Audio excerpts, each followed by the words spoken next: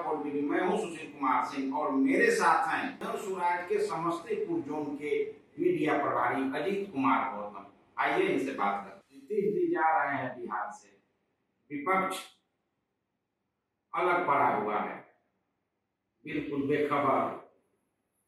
आप विपक्ष की भूमिका में अपने को कहां पाते हैं और आगे की आपकी क्या रणनीति है, योजना है? देखिए, आपके सवाल में दो मुख्य बातें हैं। पहली बात नीतीश जी का, तो देखिए ये तो कटु शब्द था। नीतीश जी का जाना लगभग नहीं, पूरी तरह तय था। बस शुभ मुहूर्त का इंतजार था एनडीए को। और एक बात आप समझिए, अगर नीतीश जी को मुख्यमंत्री बनाया भी गया कुछ दिनों के लिए, तो उसके पीछे एक बहुत बड़ा रीजन था।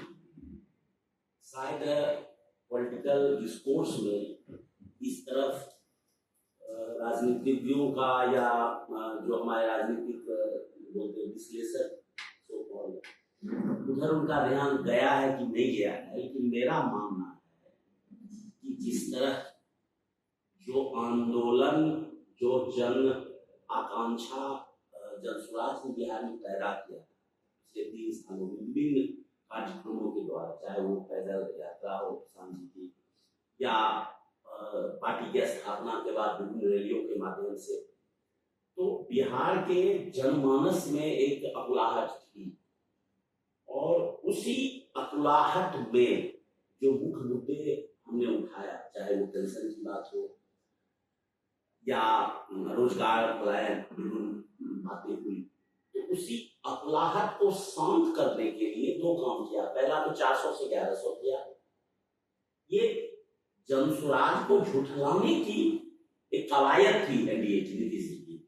दूसरा 10,000 रुपया दिया, उसका पूरी हिस्ट्री पूरे पब्लिक डोमेन में। और एक बात आप समझिए, बार बार आदरणीय प्रधान जी ने कहा कि नीतीश जी मुख्यमंत्री नहीं बनेंगे। तो कभी कभी क्या होता है ना, जिस हिसाब से बिहार में मुख्य विपक्षी दल की तरह हमला जनसुराज ने सरकार पर किया, तो उनके बातों को झुठलाने के लिए अगर नीतीश जी मुख्यमंत्री 3 महीने रहे, तो सिर्फ ये आईवास था। अगर उनको नहीं बनाया जाता तो जनसुराज को बहुत बड़ा मुद्दा मिलता और प्रशांत जी का पॉलिटिकल वो डिस्कोर्स अगेन इस्टेब्लिश होता बिहार के पॉलिटिक्स में। तो मेरा मानना है कि विदाई तो उनकी जीत के बाद ही तय थी, लेकिन प्रशांत जी की आभा जो आम जनमानस में बनी, वो आभा राजनीतिक परिप्रेक्ष्य में सरकार के सामने नहीं बन पावे, इसलिए 2-3 महीने के लिए। तो नीतीश जी का तो चैप्टर समाप्त।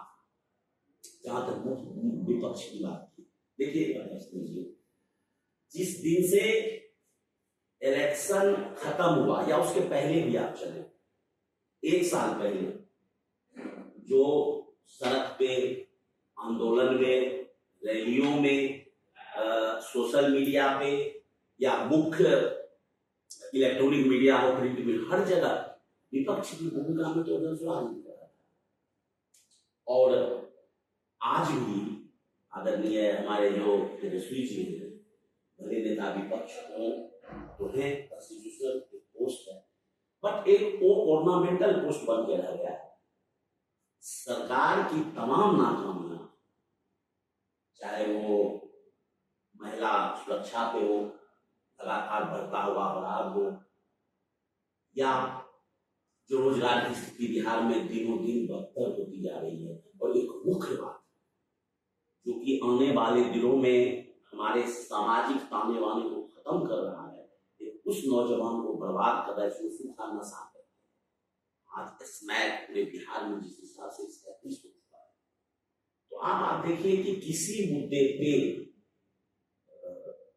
उनका न आंदोलन, न कोई स्टेटमेंट है, न कभी अपना घूमने उमने का काम कर रहे। फिर जब चुनाव आएगा तो करेंगे, तो ये मुख्य विपक्ष तो नहीं है।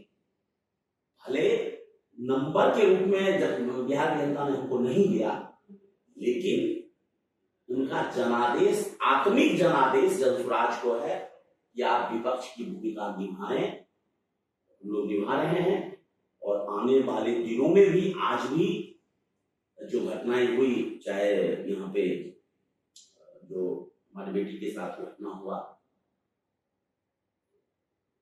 हमारे प्रदेश अध्यक्ष के, बाकी हम लोग उसका प्रतिकार करें, आगे भी करेंगे। आपकी पार्टी गांव गांव डगर डगर प्रशांत किशोर खुद शिविर लगाकर लोगों से मिले, कहाँ चूक हो गई? परिणाम में बिल्कुल नहीं दिखा। ना एकदम बिल्कुल आप सही कह रहे। देखिए, इसका अगर किसी भी बड़ी जीत या बड़ी हार होती है तो उसका एक कारण नहीं होता है, इसमें कई कारण थे। एक आंतरिक कारण, एक बाह्य कारण। मुख्य कारण क्या माना? मैं ये बता रहा हूँ, सफलता और सफलता के पीछे एक कोई कारण नहीं होता है, कई चीजें एक साथ होती है। मतलब कुछ बहुत बड़ी सफलता हो जाए या बहुत बड़ी असफलता हो जाए, हमारी तो बहुत बड़ी सफलता हुई, चूक हुई निश्चित रूप से। तो इस चूक में भी दो कारण, एक आंतरिक और एक बाह्य। बाहरी कारण जहां तक बात है, तो बार बार इस मुद्दे को लेके हमारी पार्टी सुप्रीम कोर्ट भी गई, जो 10,000 रुपये में वोट खरीदा गया। हालांकि वहां पे हम लोग को कहा गया हाईकोर्ट जाइए, हाईकोर्ट में हम लोगों ने किया है। ये तो मुख्य बाह्य मुद्दा था। आंतरिक मुद्दा ये था कि आप समझिए, आपको याद होगा इलेक्शन के पहले राउंड के 5-7 दिन पहले जो बिहार में एक मंतव्य को स्थापित करने का प्रयास किया गया कि अगर एक भी वोट बीजेपी के अलावे, एनडीए के अलावे किसी को पड़ेगा तो जंगल राज आ जाएगा। और जंगल राज का ऐसा खौफ बिहार में स्टैब्लिश है पिछले 25 सालों से। हालांकि 90-95 में लालू जी चले गए, और वो जंगल राज से कई गुना बड़ा जंगल राज आज है, अगर डेटा को देखा जाए, चाहे लूट का बात हो, विभिन्न पैमानों पे। लेकिन वो जो मुहर लगा, और बार बार उस जंगल राज को मतलब वोट के लिए उपयोग किया जाता है एनडीए के द्वारा। एक दूसरा कारण ये भी बना कि लोगों को लगा कहीं चूक हुई और वापस लालू जी एंड कंपनी ना आ जाए। अब तो बहुत स्पष्ट है कि बीजेपी की सरकार बनने जा रही है। पहली बार बीजेपी का मुख्यमंत्री बिहार में बनने जा रहा है। इतनी बड़ी पार्टी जी, प्रधानमंत्री नरेंद्र मोदी का संदेश, गृह मंत्री अमित शाह की रणनीति कैसे लड़ेंगे? अब सदन में भी नहीं है, और सड़कों पे भाजपा जैसी बड़ी पार्टी से लड़ना इतनी बड़ी चुनौती होगी। आप बिल्कुल सही कह रहे हैं। देखिए, दो बातें हैं इसमें, फिर मैं कहूँगा।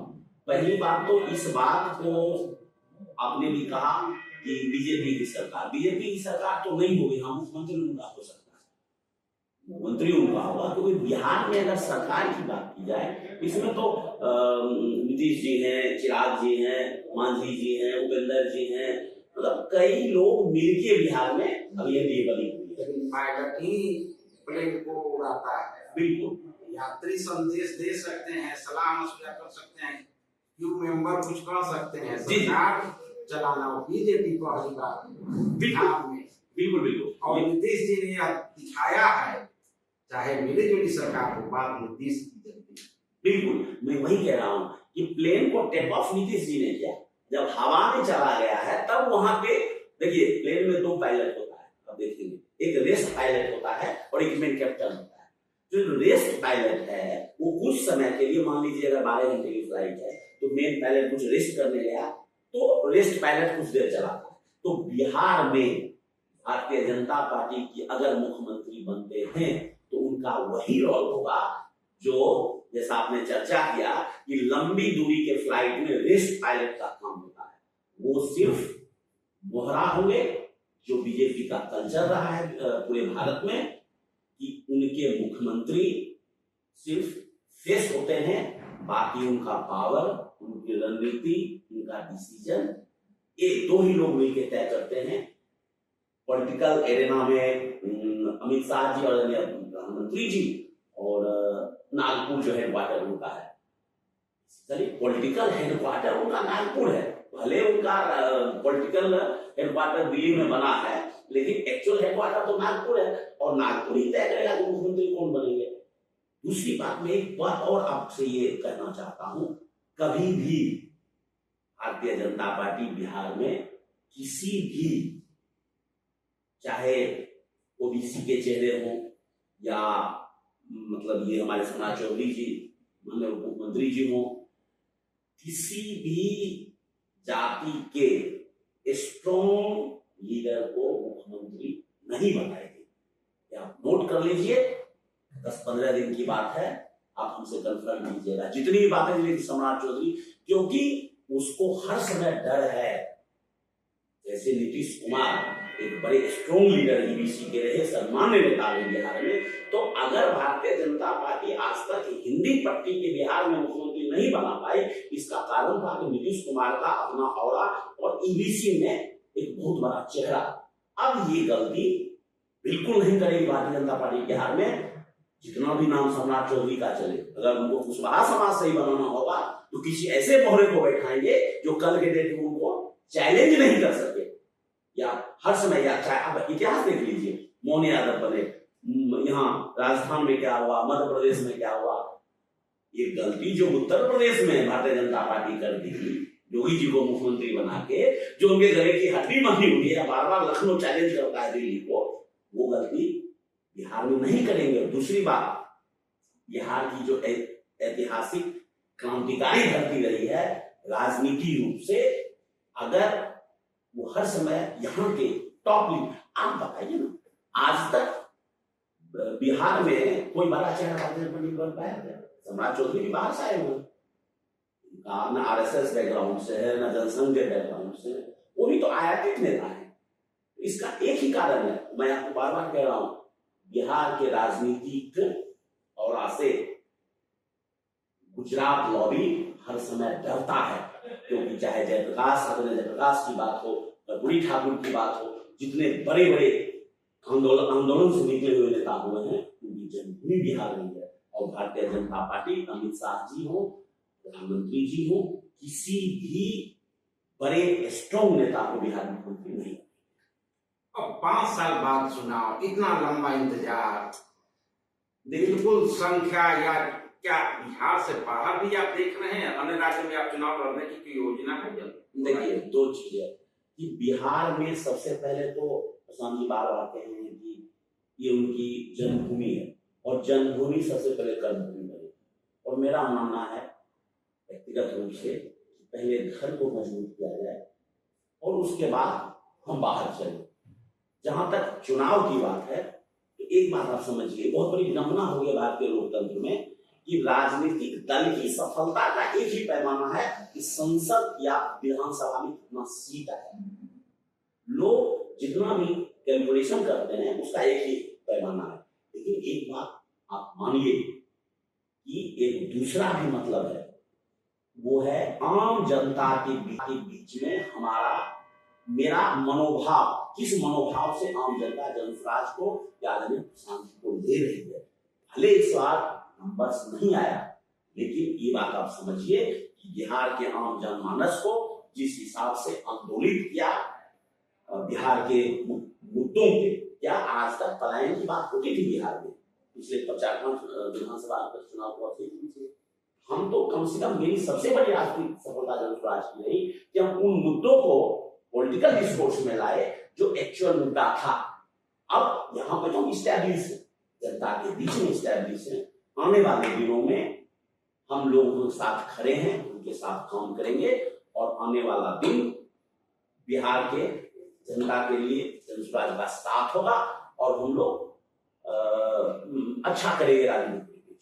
संगठन को मजबूत कर, अभी इस मुद्दे पर आप आए हैं कि संगठन को मजबूत किया जाएगा। 5 साल का लंबा इंतजार, कार्यकर्ताओं के अंदर जोश भरने की बड़ी चुनौती, और 5 साल चुनाव ये कम नहीं होता है। पार्टी में तो बड़ी पार्टी से टकराव, भाजपा की सरकार बिहार में बनने जा रही है, तो क्या आपकी पार्टी में जो लग रहा है कुछ नेता पार्टी टूट की बात कर रहे हैं, ऐसा कुछ होगा, कुछ ऐसा है?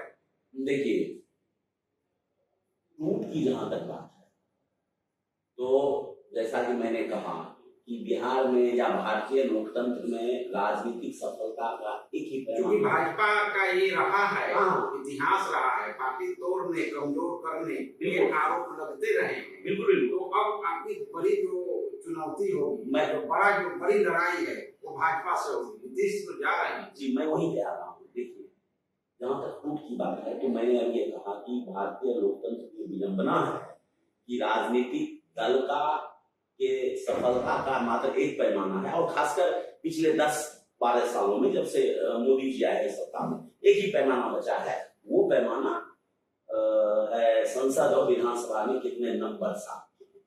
और आप समझिए, क्योंकि भारतीय जनता पार्टी या एनडीए का एक ही 24/7 उनका टारगेट होता है कि सरकार तोड़ना, सरकार बनाना। और सरकार बनाने और तोड़ने के लिए जो सबसे बड़ी आवश्यकता होती है वो एमएलए या एमपी होती है। तो जहां तक टूट की बात है तो मैं आपको आज ये बताऊं कि उनका सबसे पहला टारगेट अगर कोई होगा बिहार में, वो होगा जदयू, वो होंगे चिराग जी, वो होंगे मांझी जी, क्योंकि हमारे पास एमएलए एमपी नहीं है। और आप समझिए, इतिहास रहा है भारतीय जनता पार्टी का, जिनके साथ वो सरकार बनाएंगे सबसे पहले उनके नेताओं को तोड़ के अपने पास रखेंगे। तो ये प्रश्न आपने जो किया, ये प्रश्न सबसे सटीक एनडीए के जो घटक दल हैं, और कहीं कहीं उनके दिमाग में ये बात नहीं, तो आप समझिए कि अगर ये बातें दिमाग में नहीं आती तो निशांत जी आज तक नहीं आए जदयू में। अगर निशांत जी को जदयू में लाया गया है तो जदयू में उनको कोई मुख्यमंत्री बनाने के लिए या कोई बहुत बड़ा कुर्सी देने के लिए नहीं है। एक इमोशनल कार्ड खेला गया है कि उनके नाम पे सारे एमपी एमएलए इंटैक्ट रहे। तो मैं आपके माध्यम से ये सबसे पहला, अगर सबसे बड़ा पहला कोई टूट होगा, और होगा क्या, इंटरनल टूट हो चुका है। भले वो जदयू के पार्लियामेंट्री बोर्ड के अभी उनके एमपी एमएलए हैं, लेकिन जिस दिन लिटमस टेस्ट हो, 90% उनके MLA MP Bharatiya Janata party के साथ खड़े हैं। अगर खड़े नहीं होते तो बिहार में नीतीश जी बिहार से राज्यसभा नहीं जाते, या समझ लीजिए। तो न हमें टूट का खतरा है, न हमें भारतीय जनता पार्टी से कोई डर है, क्योंकि हमारे पास जो राजनीतिक सोच है, जो आम लोगों का सपोर्ट है क्षेत्र में, इसलिए हम पूरी तरह आश्वस्त हैं। हम दो हाथ करने के लिए तैयार हैं। जो भी सरकार होगी उनका अगर सही कदम होगा उनके साथ खड़े हैं, अगर वो जन विरोधी कदम होगा तो हर एक जगह जन स्वराज चुनौती देते हैं। आपके कोर मुद्दे रहे हैं, शिक्षा, रोजगार, पलायन, क्या इसी मुद्दे पर अगला चुनाव होगा या फिर इसमें कुछ परिवर्तन होने जा रहा है? बिल्कुल यही कोर मुद्दा होगा। तो कहा कि पिछले 4 विधानसभा चुनाव में कभी भी पलायन का मुद्दा नहीं आया था, कभी भी शिक्षा का मुद्दा नहीं आया था, कभी पेंशन का मुद्दा। हम तो सबसे बड़ी हमारी राजनीतिक सफलता हुई कि हम मेन पॉलिटिकल डिस्कोर्स में मजबूर कर दिए अपने पिच पे खेलने के लिए सारे, चाहे वो एनडीए के दल हो, चाहे वो ये महागठबंधन के दल हो, उनको चाहे राहुल जी बार बार बोले पलायन की बात, तेजस्वी जी पलायन की बात बोले, मोदी जी पलायन की बात बोले, तो कम से कम हम मुद्दे को तो ला दिए सेंट्रल लाइन में। अब वो सबसे बड़ा मुद्दा है, ये हमारा मुद्दा बना है। आगे पार्टी को मजबूत करने के लिए कोई कार्यक्रम या कुछ जन स्वराज का अगला क्या होगा? बिल्कुल, देखिए अभी तो पूरे बिहार में संगठन का रिस्ट्रक्चर हुआ है, करीब 18 जिलों में हो चुका है। आने वाले 10-15-20 दिनों में, महीने दिनों के अंदर हमारे पूरे प्रदेश में रिस्ट्रक्चरिंग का काम चल रहा है। इसके खत्म होते ही राजनीतिक जो हमारी कार्य सूची होगी, अभी पंचायत चुनाव आ रहा है, उस पर हमारा नजर है। चुनाव लड़े न लड़े वो बात की बात है, लेकिन इतना हम सशक्त करेंगे, वार्ड के लोगों को, पंचायत के लोगों को, उनको बताएंगे कि आपके जो मुखिया जी हैं या वार्ड पार्षद जीत के जाते हैं, उनका रोल आपके लिए क्या है। यहाँ तो पता ही नहीं है ना, बिहार की जनता समझती है मुखिया जी से घर लेना है, वार्ड पार्षद से चापाकल लेना है। उनको पता नहीं है कि अगर वो जीत के जाते हैं तो उनका दायित्व तो क्या है। हम लोग जन जागरण इसके लिए भी करेंगे। निश्चित रूप से वो जो हमारा कार्यक्रम होगा वो आने वाले दिनों में बिहार में राजनीतिक रूप से मीला पत्थर होगा। तो अभी आपने देखा अजीत कुमार गौतम जी जो मीडिया प्रभारी हैं समस्तीपुर जोन के, जनसुराज की इन्होंने अपनी बात बड़ी बेबाकी से रखी। इन्होंने कहा पार्टी को मजबूती पर पूरा ध्यान दिया जाएगा, पार्टी को एकजुट रखेंगे और आने वाले चुनाव, अभी तो बिहार में चुनाव लड़ने की मंशा है, आगे हम बिहार से बाहर भी चुनाव लड़ सकते हैं। तो अभी तक के लिए इतना ही। देखते रहिए आला मोदी। धन्यवाद।